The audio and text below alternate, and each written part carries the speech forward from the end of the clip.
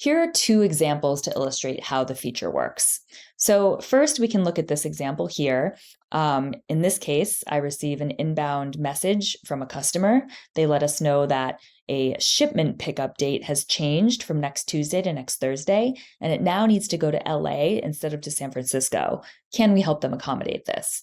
Well, in this case, as a logistics company, I need to reach out to three separate folks in order to handle the follow-up.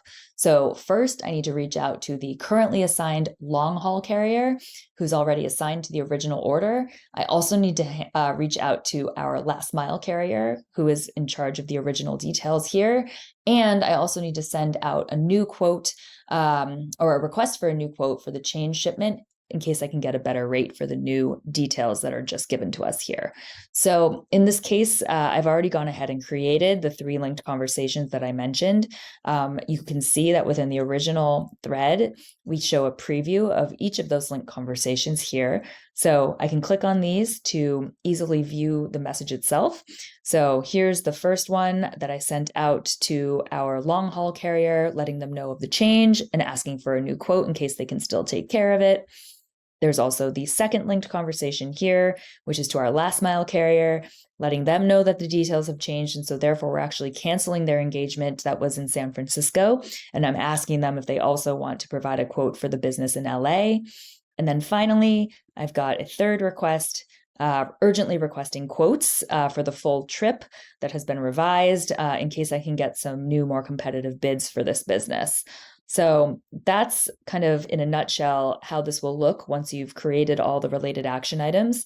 One other thing I'll call out is in the header of the conversation here, you'll notice this pill, and on hover, you'll also see a preview of all the linked conversations, and you can easily view all. This is nice because it'll consolidate everything within your conversation list. And you'll also notice you can always distinguish the original conversation from everything else because it has this icon. And when you hover on this icon, it'll show you how many conversations are linked to any given original. One other thing to show you is directly from this pill in the conversation header, you can also easily unlink a conversation as you need to. All right, I'll show you one other example. So let's say I'm a travel company, and in this case, I receive an update from one of my clients. They'd actually like to extend their trip. They'd like to arrive 2 days early, and they also want to book an adventurous day trip and a fancy dinner for New Year's Eve. Well, in this case, I once again have three different messages I need to send in order to get this completely resolved. So here I'll show you how to do this. So from any given message, in the upper right-hand corner, you can find the three-dot menu. And here you'll now see this new option to create a linked conversation. It'll tell you about access. So this will tell you that participants in the original conversation will also have access to the linked conversation and vice versa. This, of course, only refers to internal front teammates, and it has nothing to do with the recipients of your email. So here you'll see the draft. And right from the get-go when it's created, there's a preview of the original conversation included. And here you can send off your draft to whomever you please. So in my case, I'd like to write to my teammate, Brett. And he's going to help me with the request for a day trip because we needed to add a new adventurous day trip to this client's itinerary.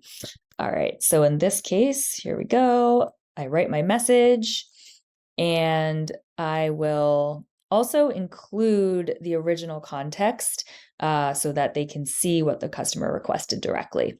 This is optional. You can always get rid of this, but the default is to leave it blank, and then you can always add your previous message. So I'll send that off. And you'll notice that you'll see the linked conversation I just created directly as a preview within that original that we were just looking at. And you'll notice the pill has been updated. It contains a preview to that conversation I just sent out.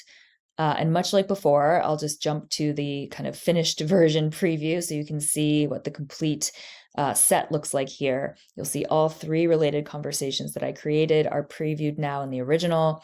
the pill has been updated, the preview has been updated.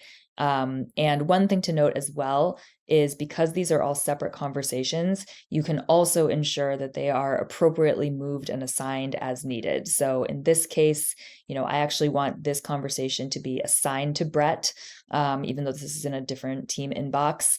And one nice thing is that does not affect the assignee of the original message at all.